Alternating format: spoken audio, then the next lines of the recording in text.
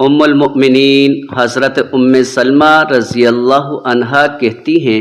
کہ میں نے رسول اللہ صلی اللہ علیہ وآلہ وسلم کو فرماتے سنا، جو عورت اس حال میں مرے کہ اس کا شوہر اس سے راضی ہو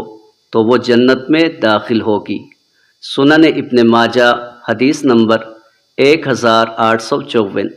حضرت ابو امامہ رضی اللہ عنہ کہتے ہیں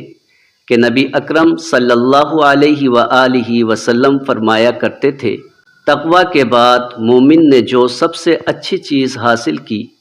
وہ ایسی نیک بیوی ہے کہ اگر شوہر اسے حکم دے تو اسے مانے، اور اگر اس کی جانب دیکھے تو وہ اسے خوش کر دے، اور اگر وہ اس کے بھروسے پر قسم کھا لے تو اسے سچا کر دکھائے،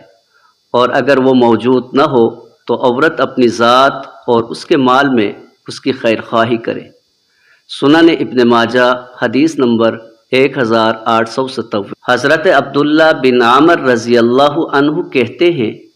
کہ رسول اللہ صلی اللہ علیہ وآلہ وسلم نے فرمایا، عورتوں سے صرف ان کے حسن و جمال کو دیکھ کر شادی نہ کرو، ہو سکتا ہے حسن و جمال ہی ان کو تباہ و برباد کر دے، اور عورتوں سے ان کے مال و دولت کو دیکھ کر شادی نہ کرو، ہو سکتا ہے ان کے مال ان کو سرکش بنا دے،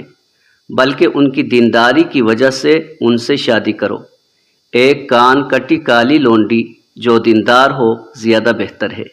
سنن ابن ماجہ حدیث نمبر 1859۔